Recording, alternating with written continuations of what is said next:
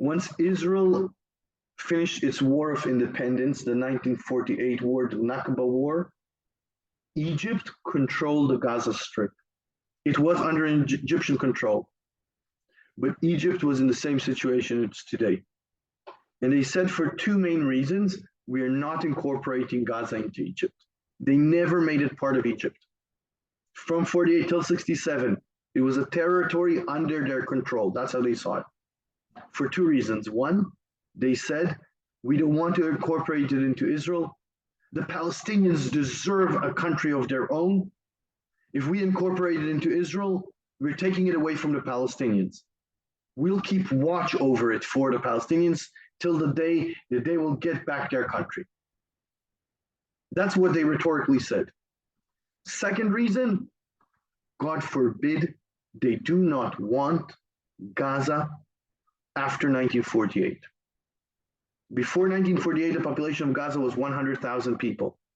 It was a successful town that was connected to the hinterland that today is in Israel. It was a great way to export things from anywhere in the south half of Israel. Once 1948 happened, there's closure between Gaza and Israel. It has no more economic force, and the population goes from 100,000 to 200,000. The extra 100,000 are refugees. A refugee is somebody that left all his belongings and fled for his life. And once he's on the other side, he has nothing. The thing that Egypt does not need is working hands. It has enough poor people of its own. It doesn't want to take the Gazans in because that, in their view, will further destabilize the state.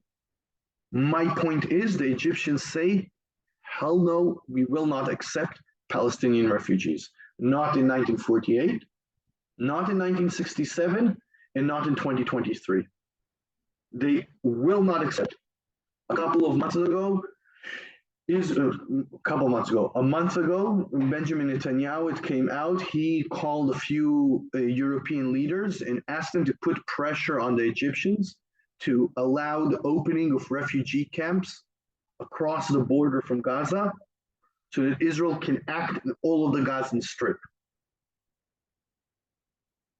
Since that moment, the president of Egypt did not talk to the prime minister of Israel.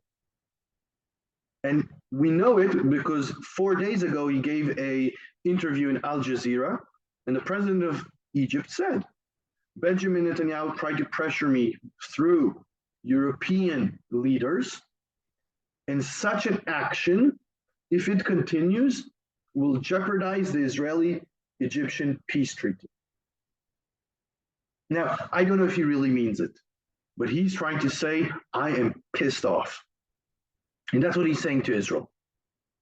No way will I take your problem away from you. It's yours. I need stability. And the truth is, he needs the peace treaty with Israel. If he allows Palestinians to go into the north of the Sinai, to go from Gaza into Egypt, these guys aren't going to move there and say, Kumbaya, I have no more claims for land.